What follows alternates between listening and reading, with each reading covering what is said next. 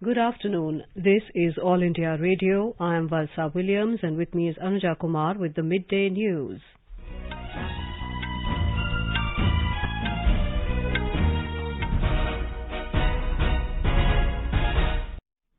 The headlines. There is no shortage of coal in the country, Coal and Mines Minister Prahlad Joshi informs in Lok Sabha. Rajya Sabha adjourned till 2 p.m. Revised guidelines for international arrivals in India in view of new Omicron variant come into effect. More than 124 crore 10 lakh COVID-19 vaccine doses administered in the country so far. Recovery rate stands at 98.36%. Maharashtra government allows physical classes in primary schools from today.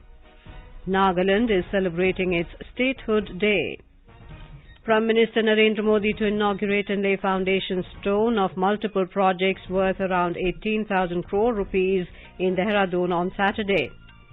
Border Security Force celebrates its 57th Raising Day.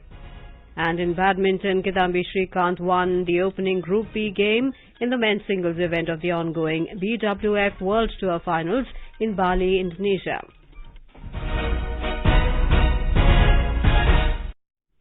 As India marches towards administering 150 crore vaccine doses against COVID-19, news about the fresh corona variants is also causing concern. In this situation, we appeal to our listeners to get fully vaccinated at the earliest and also help others get vaccinated. Please continue to follow these 3 simple steps to stay safe. Wear a face mask, maintain 2 gaz ki duri for social distancing, focus on hand and face hygiene. For any COVID-related information and guidance, contact national helpline numbers 011-2397-8046 and 1075. And now the news in detail. Coal and Mines Minister Prahlad Joshi today informed that there is no shortage of coal in the country. Mr. Joshi said due to increased demand of power, less power generation by imported coal-based power plants and some interruption in supply of coal due to heavy rains, the coal stock at power plants depleted to 7.2 million tons MT as on October the 5th this year. In a written reply to the Lok Sabha, the minister said subsequently, with increased coal supplies, the coal stock has started increasing and has now reached 16.74 MT, sufficient for 9 days as on the 25th of last month. Mr. Joshi said Coal India Limited has dispatched around 54 MT more coal during April to October this year in comparison to the same period of last year.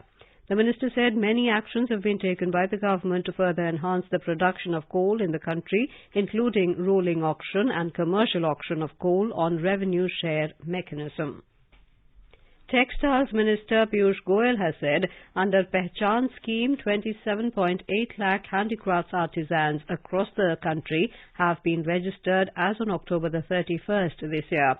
He said Pehchan scheme was launched in 2016 to provide new universal identity for artisans. He said Pehchan scheme was planned to facilitate the benefits of various schemes of the Union government to flow directly into their accounts.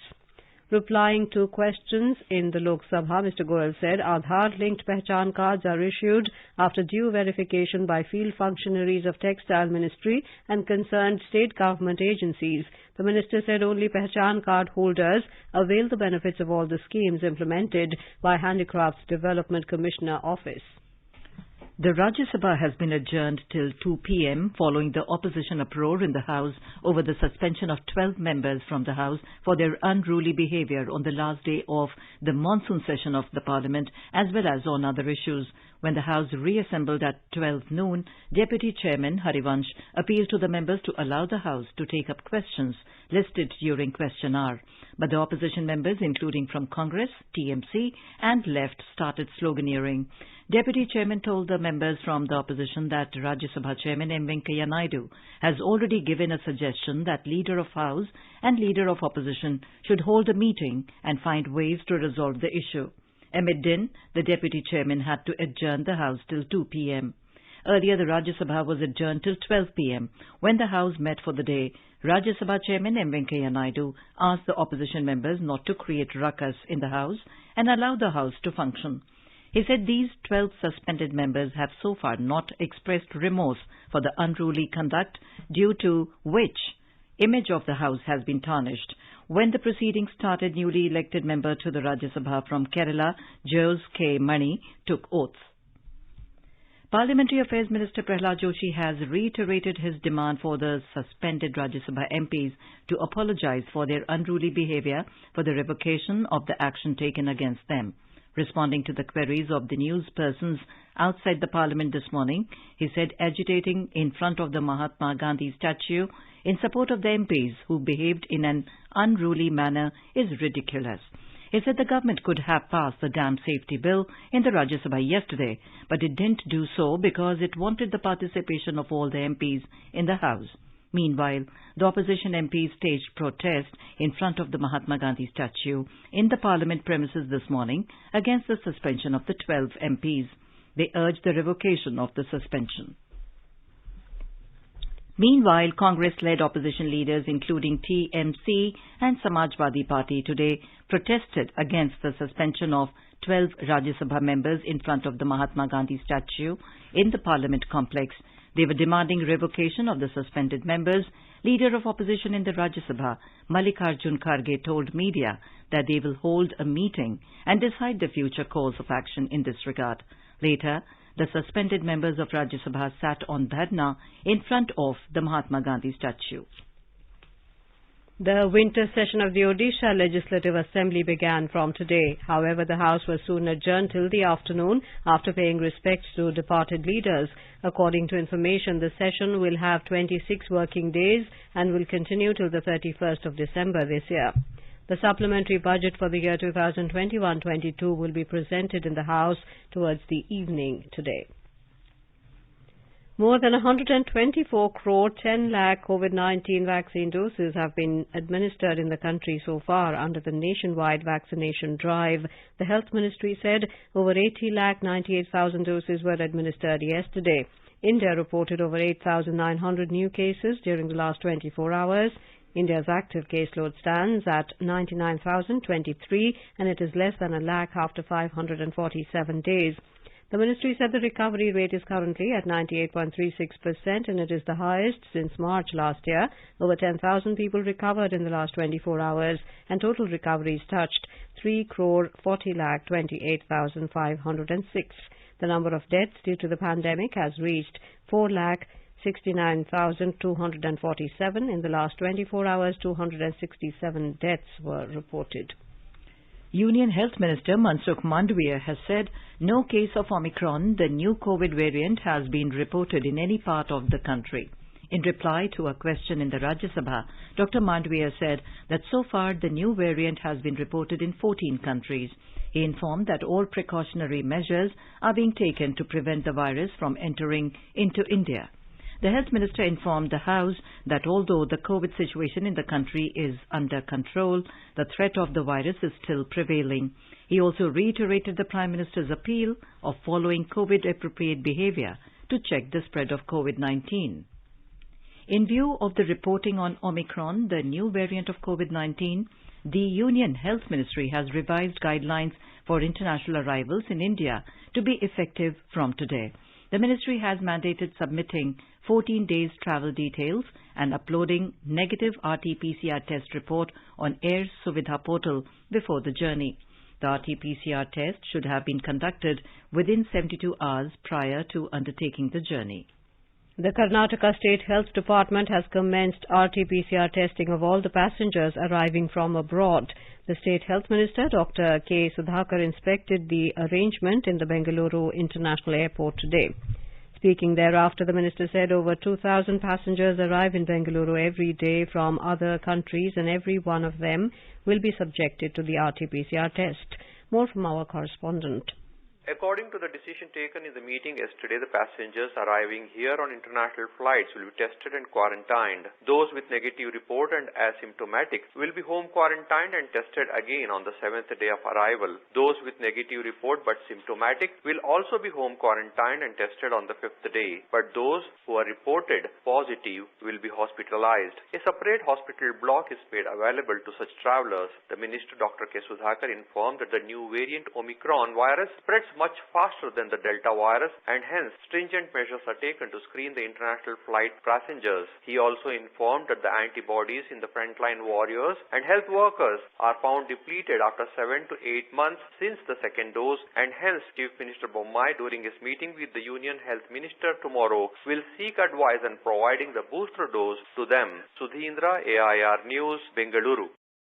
The Maharashtra government has allowed physical classes in primary schools of the state from today. In urban areas, physical classes of 1st to 7th standard and physical classes of 1st to 4th standard in rural areas are expected to begin from today. Classes of all other standards have already begun.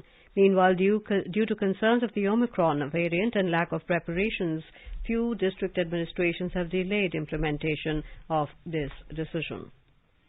Uttar Pradesh becomes first state in the country to fully vaccinate over 5 crore people. 1/3 of the state's eligible population is now fully vaccinated. The most populous state has also administered over 75% of its eligible population with the first dose of the COVID vaccine.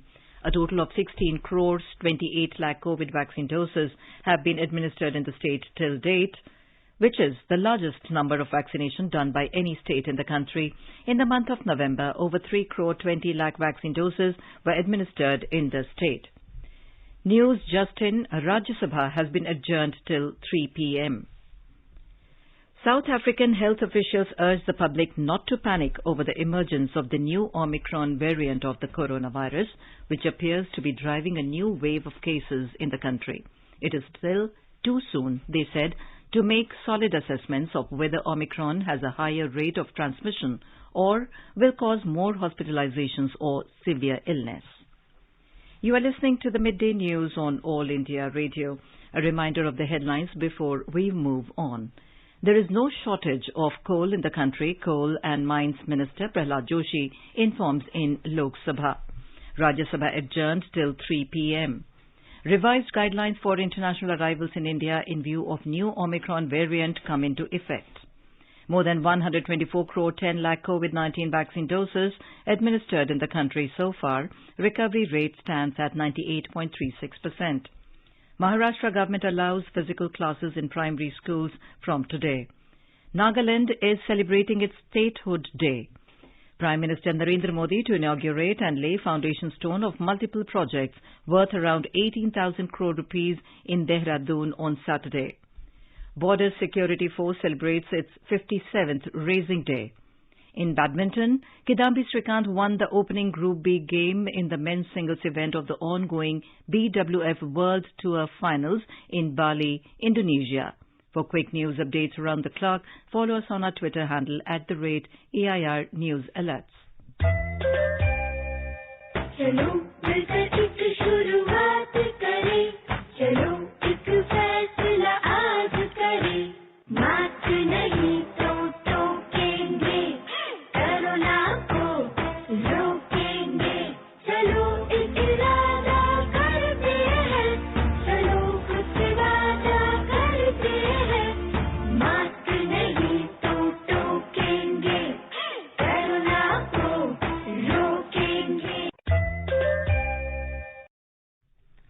Welcome back to the Midday News.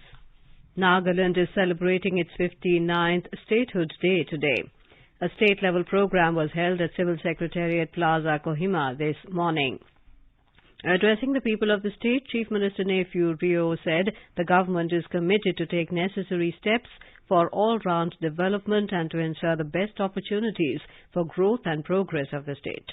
President Ramnath Kovind, Vice President M. Venkaiah Naidu and Prime Minister Narendra Modi have greeted the people of Nagaland on the Statehood Day. In a tweet, Mr. Kovind said, "The rich culture and traditions of Naga tribes enrich our unity in diversity." Prime Minister Narendra Modi in a tweet said, "Naga culture personifies valor and humane values."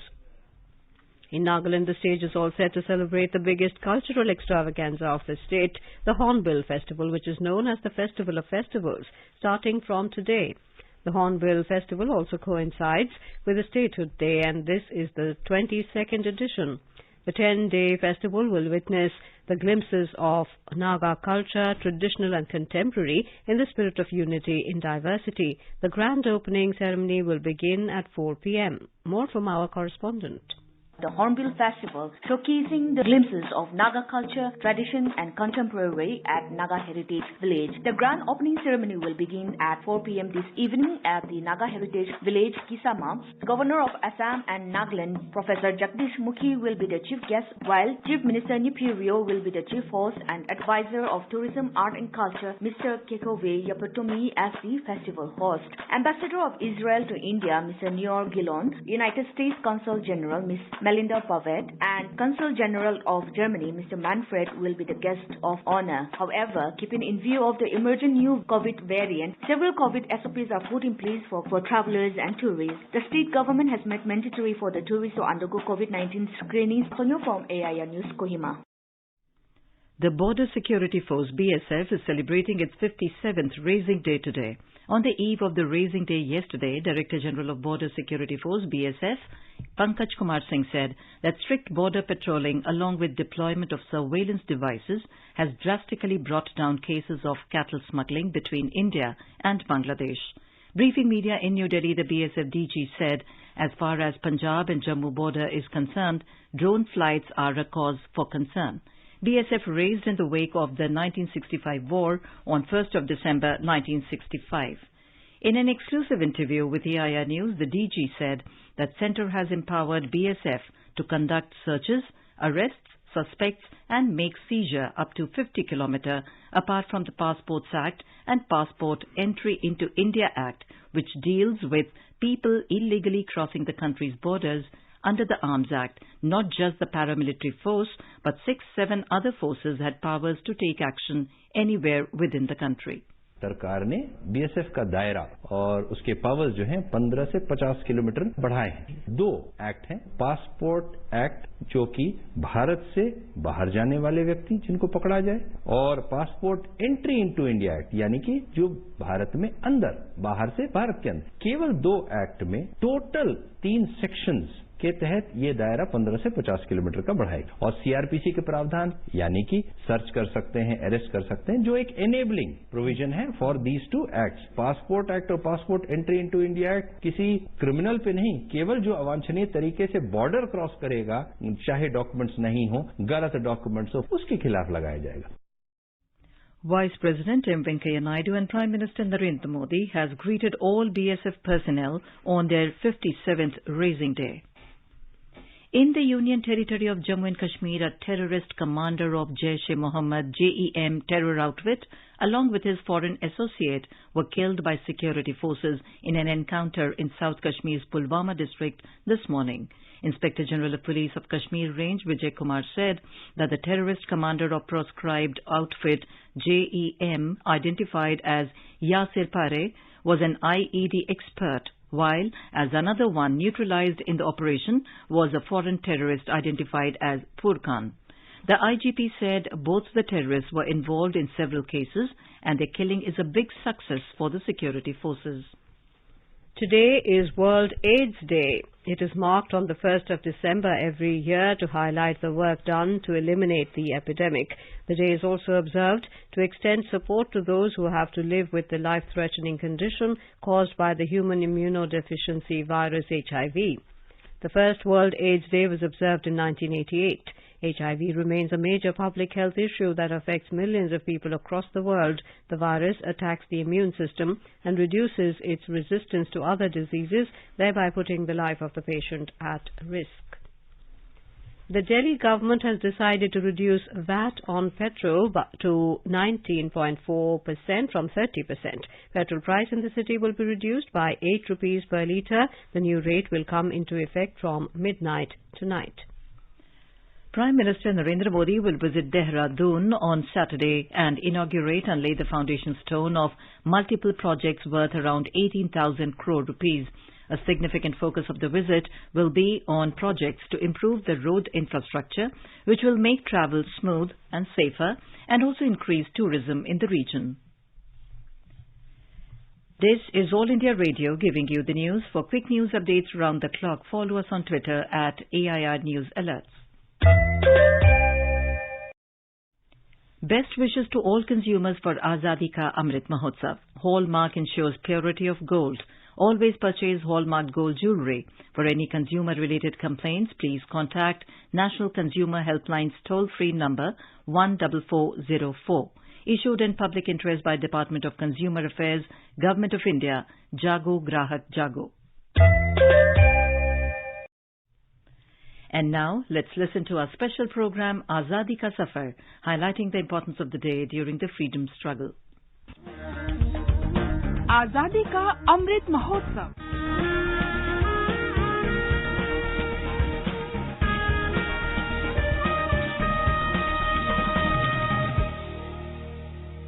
Azadi Ka Safar with AIR News. Birth of a Nation.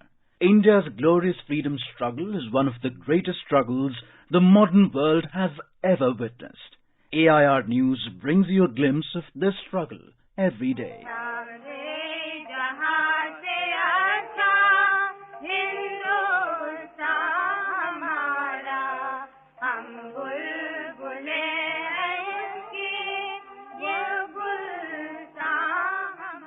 That was freedom fighter Sucheta Kripalani leading in singing Sare Jahan Se Acha Hindustan Hamara on the 15th of August 1947. In today's episode, we commemorate this nationalist who died on the 1st of December 1974. A member of the Constituent Assembly, she was one of the first few women parliamentarians in independent India. She was the Chief Minister of the United Provinces, now Uttar Pradesh, from 1963 to 1967, giving her the distinction of being the first female Chief Minister of an Indian state. Sucheta came to the forefront during the Quit India movement and was arrested by the British. Gandhiji was highly impressed by her political dedication, and she worked closely with him during the partition riots. She accompanied Gandhiji to Nuakhali in 1946 and played a crucial role in the rehabilitation of refugees during the partition of India by serving as a secretary to the Relief and Rehabilitation Committee. She remained a true Gandhian and worked for the welfare of the downtrodden till her death. We salute this great freedom fighter.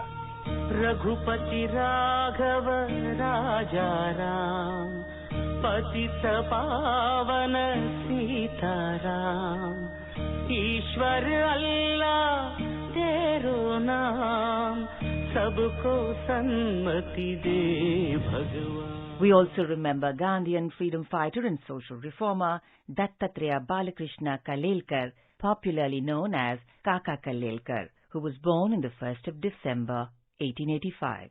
Kaka Kalelkar met Mahatma Gandhi in 1915 and became his committed follower and companion. With Gandhiji's encouragement, he played an active role in establishing Gujarat Vidyapeeth at Ahmedabad and served as its Vice-Chancellor from 1928 to 1935. After independence, he was a Member of Parliament from 1952 to 1964 and served as the chairperson of the first Backward Classes Commission, set up by a presidential order on the 29th of January 1953. The author of more than 30 books in Gujarati, Marathi and Hindi, Kalelkar's writings on Gandhiji are considered among his fundamental works. The Government of India conferred on him India's second highest civilian award, the Padma Vibhushan, in 1964. A commemorative stamp was also issued by India Post in Kalelkar's honor in 1985. We salute this great son of the soil.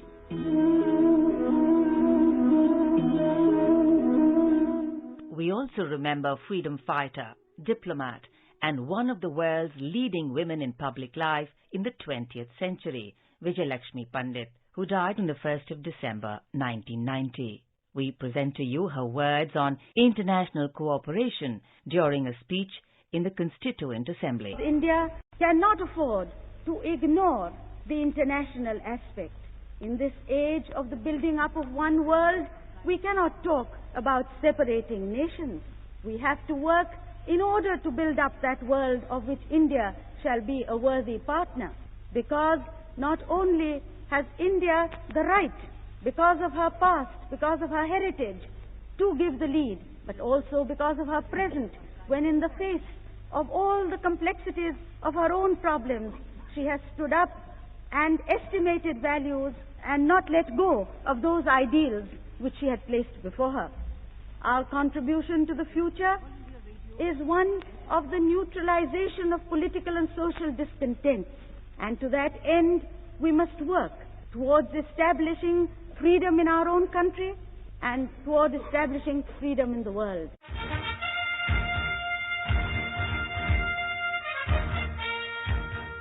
We also remember freedom fighter Raja Mahendra Pratap Singh, who was born on the 1st of December 1886. He is credited for proclaiming the first provisional government of India in Afghanistan at the historic Bagh-e-Babar in Kabul. An alumnus of Aligarh Muslim University, Raja Mahendra Pratap was born in Hathras in 1886. After proclaiming the first provisional government of India in Kabul in 1914, he travelled to Germany, Japan and Russia to gather support for the cause of Indian independence. In 1929, he launched the World Federation in Berlin. After almost 32 years of exile, Mahendra Pratap Singh finally returned to India in 1946. In 1957, he contested the Lok Sabha election from Mathura and was elected Member of Parliament. Raja Mahendra Pratap Singh University is being built in his honour in Aligarh district, for which the foundation stone was laid by Prime Minister Narendra Modi on September 14, 2021. We salute this great patriot. That brings us to the end of this episode of Azadi Ka Safar with AIR News. See you in the next episode tomorrow.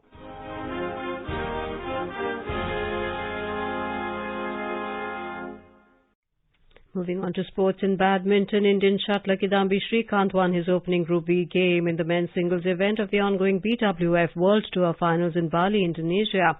Srikanth defeated Francis Toma Jr. Popov 21-14, 21-16 this morning. Earlier, the Indian duo of Ashwini Ponnappa and N.C. Reddy ended up losing their first game in women's doubles Group B. Nami Matsuyama and Chihari Shida of Japan defeated the Indian duo 21-14, 21-18. In women's singles, two-time Olympic medalist PV Sindhu will face Lion Christopherson of Denmark later in the day. In the men's doubles, Chirag Shetty and Satvik Sairaj Anki Reddy will battle it out against Thomas Cup silver medalists Kim Astrup and Anders Rasmussen. The iconic Ling Stadium in Odisha capital Bhubaneswar is hosting the quarter-final matches of the prestigious FIH Odisha Hockey Men's Junior World Cup. All eyes are set on the significant quarter-final at 7:30 in the evening today when defending champion India battles it out against Belgium. Now let us take a look at the weather update for the day. National capital Delhi is expected to have partly cloudy sky with possibility of development of thunder lightning. Mumbai is likely to have partly cloudy sky with possibility of heavy rain or thunderstorm. Chennai is likely to have rain or thunder showers towards afternoon or evening. Kolkata will have mainly clear sky. Srinagar will have mainly clear sky becoming partly cloudy towards afternoon or evening. Jammu will have mainly clear sky becoming partly cloudy towards afternoon or evening. Leh will have generally cloudy sky and the temperature will vary between -9 and 6 degrees Celsius. Muzaffarabad will have mainly clear sky.